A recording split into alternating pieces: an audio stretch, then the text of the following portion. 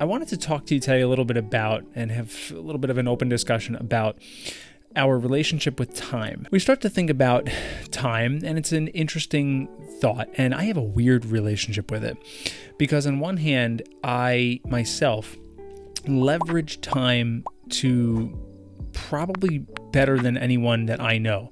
I'll give myself that credit. I don't give myself credit for a lot of things, but that I'll give myself credit on. For instance, right now it's 10:40 at night and I'm recording this, and it's a little bit later than I thought I would, but ultimately I was working on some other things and leveraging every minute of the day. Not necessarily as a good thing, but even when I'm relaxing, I am deliberately relaxing in that time. So I'm really diligent about using my time wisely as I want to, and so I can feel productive and I can feel relaxed at the same time, and I can feel good about where my life is going.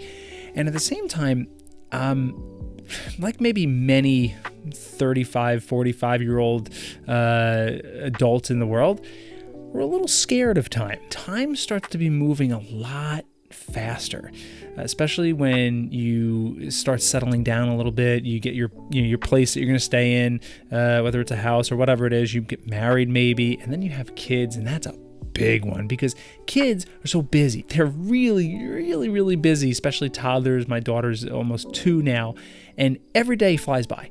It's like, and it's done. And during that time with her is amazing. She's at this point now where it's just fantastic. Sometimes it's hard. It's a toddler. I'm exhausted.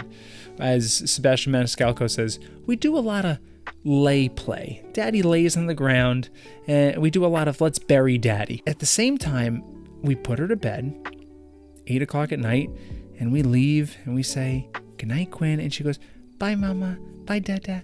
And we shut the door, and, we did some sleep training early on, and it's amazing. And I just feel this, such a special, unbelievable bond. And I'm like, I miss her. But I was with her all day long, but I already miss her. It's crazy. So why do I go blabbing on and telling you about my weird relationship with time? Because of the fact that I think it's really important. I think it's really important that we know our relationship with time, and it's really important that we know a student, especially a high school student's relationship with time. So let's dig into a little bit about what a high school student's actually going through. When you are, enter high school, you're either going the beginning stages of puberty or you haven't even started going through puberty yet. The neurochemical changes happening in your body, physical changes, all that good stuff. But there's also the development of the brain.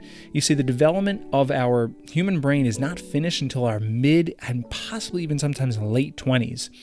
And mostly that's talking about the prefrontal cortex. From what I know about the prefrontal cortex is that it is a huge, it's kind of like the brakes of a car. It inhibits our impulsive nature. So when students, like I said, are going through high school, they're dealing with so much just general stress, so much stress within themselves and trying to become aware of themselves and aware of how they affect others.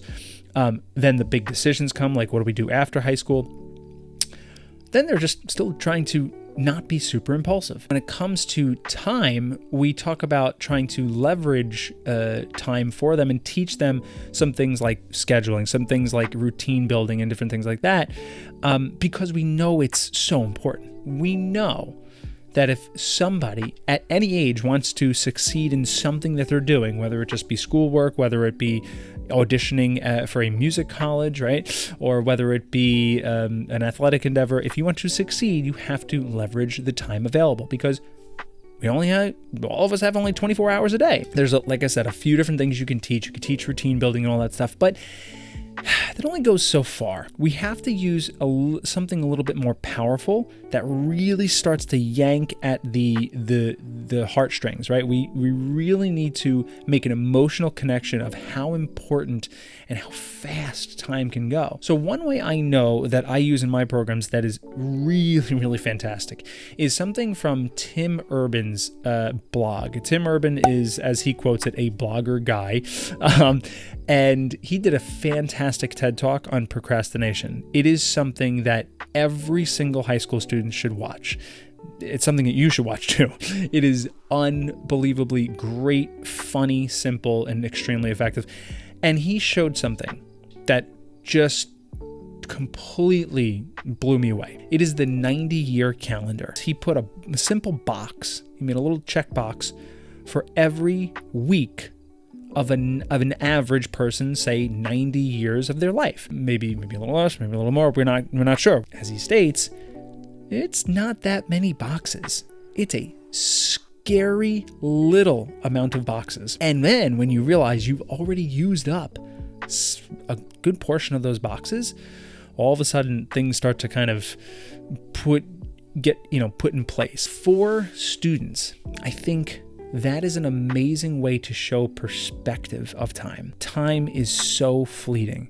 I mean, can't we all think about a week in our life where we had a great week? Maybe it was on vacation. Maybe we just had a staycation.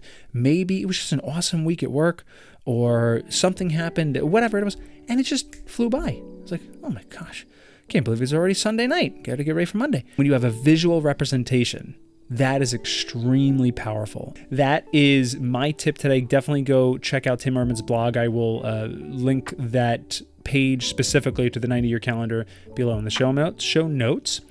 And that is what I have for you today. I hope that helped. I hope that seemed interesting. You definitely need to check that out. So if you liked today's video, then definitely hit like, hit subscribe, and hit the bell notification to be notified every time I release a new video.